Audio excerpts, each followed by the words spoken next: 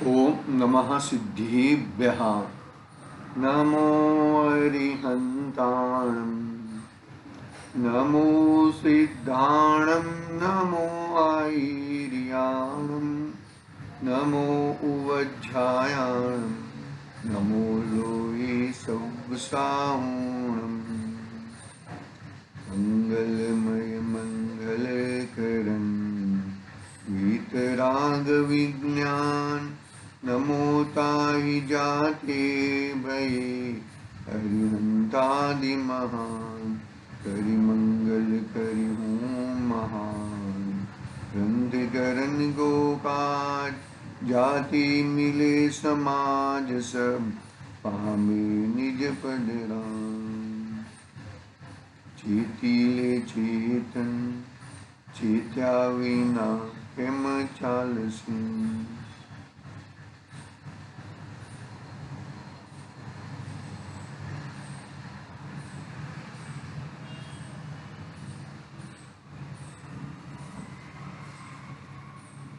आचार्य कल्प पंडित रोडमल साहब द्वारा रचित मोक्ष मार्ग प्रकाशक अपने सामने विराजमान है।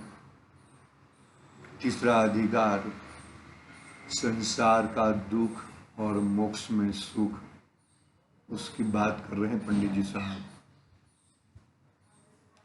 संसार में दुख है वो दूसरे के कारण नहीं है, स्वयं के कारण है।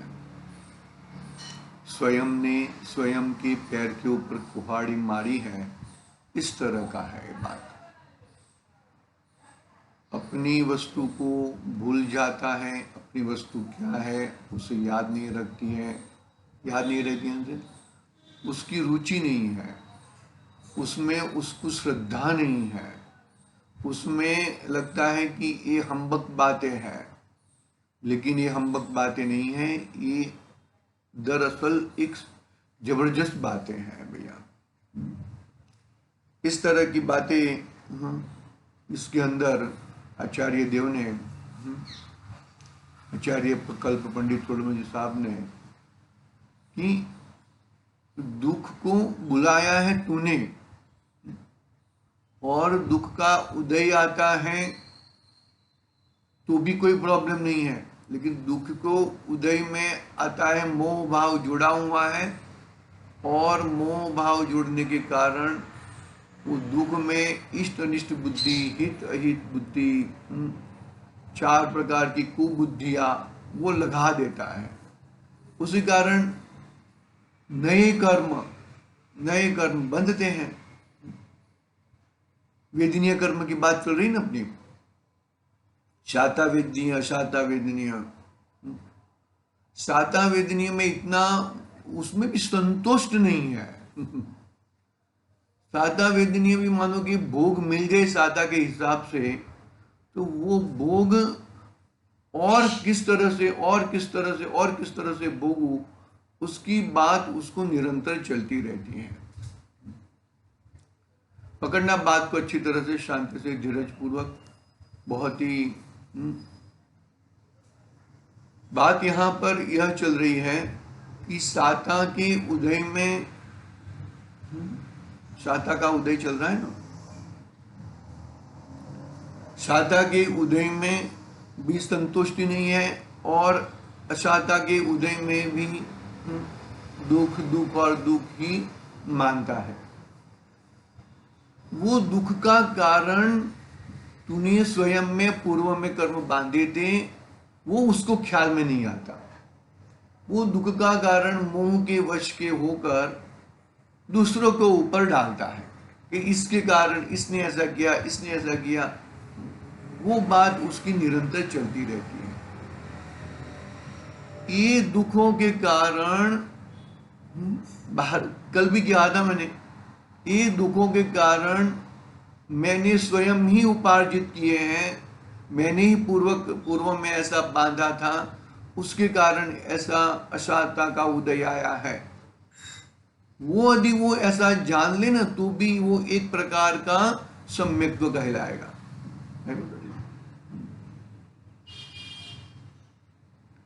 है ना, कर्म का उदय है, उपचरित सद्भुत व्यवहार ने कहा ना, बाहर का जो भी उदय है, संयोग आदि है,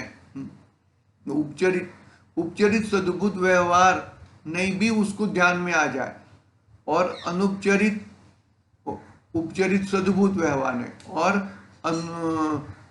उपचरित असद्भुत व्यवहार ने, संयोग है तो उपचरित असद्भुत व्यवहार ने और उपचरित सद्भुत व्यवहार ने, ये दोनों चीज उसको ख्याल में आ जाए ना, तो भी वो एक सम्यक्त्व का एक अंग कहलाएगा, क्योंकि वो दूसरों की तरफ देखना बंद करेगा, उसके ऊपर दोषारोपण डालने का बंद करेगा और अपने में समाने की कोशिश करेगा। ये संयोग मेरे कहे जाते हैं, मेरे नहीं है, वो क्या कहता है, उपचरित असद्भुत व्यवहार है। और कर्म आदि जो अवस्था है वो क्या है, तात्कालिक न्यायवर्ती है ना, वो परमानेंट रहने वाली नहीं है। रागादि भाव, क्रोधादि भाव है, जीव में पैदा होते हैं, वो जीव के कह लेते हैं, वो मैंने स्वयं पैदा किए, मुझे दूसरों ने पैदा नहीं करवाए, वो बहुत बड़ी उपलब्धि है। पुरुषार्थ भी दूसरों में करता था पहले, वो पुरुषार्थ अपनों में करेगा, स्वयं में करेगा। अरे क्रोध मैंने स्वयं किया है, तो क्रोध को मिटाने के लिए दूसरों की तरफ नहीं करेगा, अपने में कुछ सुधार उधार करेगा।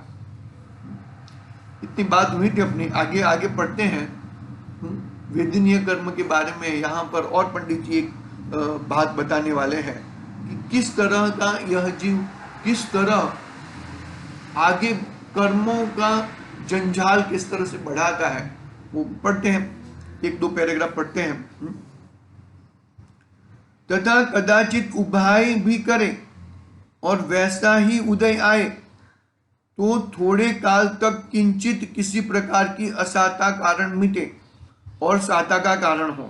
क्या कहा, कदाचित उपाय भी करे और वैसा ही उदय आए तो थोड़े काल तक किंचित किसी प्रकार के असाता के कारण मिटे और साता का कारण हो। उपाय भी वैसा करे और वैसी परिस्थिति बन सकती है, काग का बैठना और दाल का टूटना, तो क्या कहेंगे, काग ने दाल तोड़ी नहीं है, उसका टूटने का था और उसका बैठने का एक समय था। ठीक है, हाँ, तो वैसा होता है। वहां भी मोह के सद्भाव से उनको भोगने की इच्छा से आकुलित होता है, वहां भी मोह के सद्भाव से उनको भोगने की इच्छा से आकुलित होता है।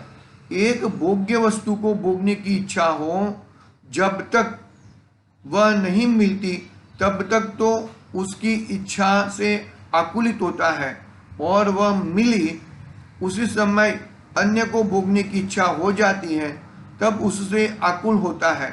जैसे किसी को स्वाद लेने की इच्छा हुई थी, उसका आस्वाद जिस समय हुआ उसी समय अन्य वस्तु का स्वाद लेने की तथा स्पर्शन आदि की इच्छा उत्पन्न होती है। क्या कहा है ना, मिसाल ग्रंथादिराज में उसका उदाहरण है, 5 इंद्रियों संबंधी 5 तिर्यंच के जीवों को खड़े किए है, लेकिन ये तो ये पांचों इंद्रियों है ना, 5 इंद्रियों की एक साथ में लपट्टे मारने का सोचता है, मुझे एक साथ में, लेकिन कभी एक साथ में हो सकता नहीं है। आकुलता रहती है, निरंतर आकुलता रहती है। देखो क्या कहते हैं, एक भोग्य वस्तु को भोगने की इच्छा हो, जब तक वह नहीं मिलती तब तक तो उसकी इच्छा से आकुल रहता है, जब तक मिलती नहीं तब तक आकुल रहता है, और वह मिली उसी समय अन्य को भोगने की इच्छा हो जाती है। घूम के फिर के आए नहीं, उसके पहले अभी घर पे पहुंचे नहीं है, उसके पहले अन्य घूमने की इच्छा हो जाती है। जाए ना जाए वो बात अलग है, लेकिन वो इच्छा प्रकट कर देता है, उसके बारे में प्लानिंग भी कर देता है, ये कर देता है, फलाना कर देता है।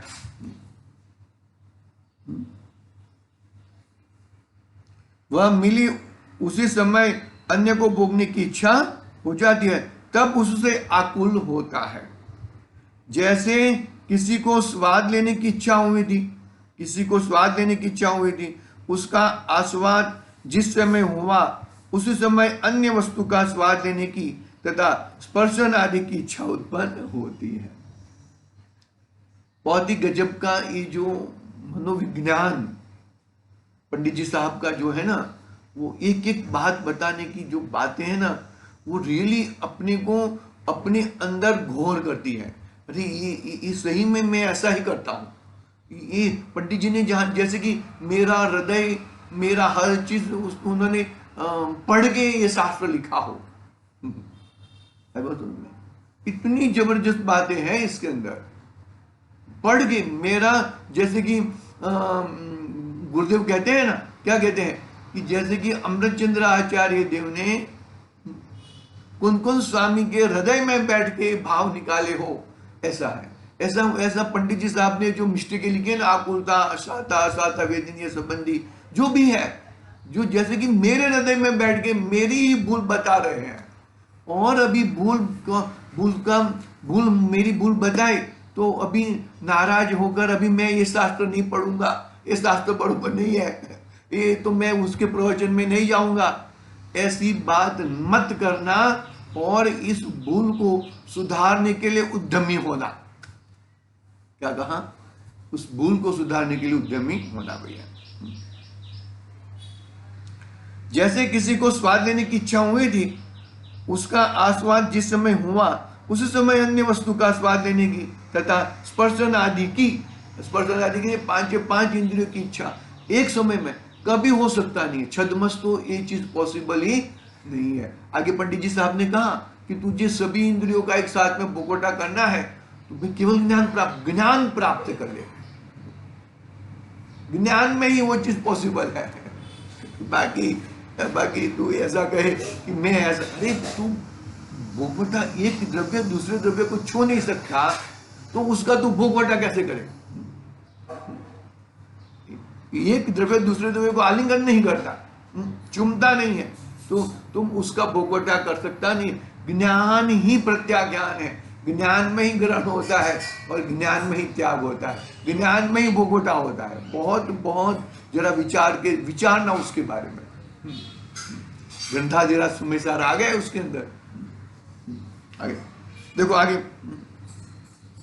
अथवा एक ही वस्तु को पहले अन्य प्रकार भोगने की इच्छा हो, अथवा एक ही वस्तु को पहले अन्य प्रकार की भोगने की इच्छा हो, जब तक वह नहीं मिले तब तक उसकी आकुलता रहे और वह भोग हुआ उसी समय अन्य प्रकारों से भोगने की इच्छा हो जाती है। जैसे स्त्री को देखना चाहता है, उसी जिस समय अवलोकन हुआ उसी समय रमण करने की इच्छा होती है तथा ऐसे भोगते हुए भी उनके अन्य उपाय करने की आकुलता होती है, तो उन्हें छोड़कर अन्य उपाय करने में लग जाता है। वहां अनेक प्रकार की आकुलता होती है। अनेक प्रकार की आकुलता होती है। क्या कहते हैं देखो यहां पर, अथवा एक ही वस्तु को पहले अन्य प्रकार भोगने की इच्छा हो, जब तक वह नहीं मिले तब तक उसकी आकुलता रहे, जब तक न मिले तब तक उसकी आकुलता रहे। वह भोग हुआ उसी समय अन्य प्रकार के भोगने की इच्छा हो जाती है, अन्य प्रकार से भोगने की इच्छा हो जाती है। वही चीज को मानोगे, ये है क्या है भाई कि मानोगे, क्या बात चल रही थी अपनी कि भाई ये गुड़ है बरोबर, गुड़ का रवा है तो वो तो चारों बाजू से अंदर बाहर सब जगह पर से मीठापन उसका रहता है। तो यहाँ से चखा तो मीठा मिला और नीचे से चखेगा तो भी मीठा मिलेगा, लेकिन उसको आकुलता रहती है, अरे मैं चख लूँ, इस तरह से भोग लूँ। देखो एक उदाहरण लिया है, वो कल पढ़ेंगे, वो बहुत ही मतलब अपने मगज में गौर कर जाए, अपनी भूलों को सुधारने के लिए भाई ये है। हम हमारी भूल नहीं सुधारेंगे और हम ऐसे ही पढ़ते रहेंगे तो उसका कोई कार्यकारी होने वाला नहीं है। आगे की बात कल करेंगे। आज के लिए ओम नमः सिद्धि व्याह निज निधि निज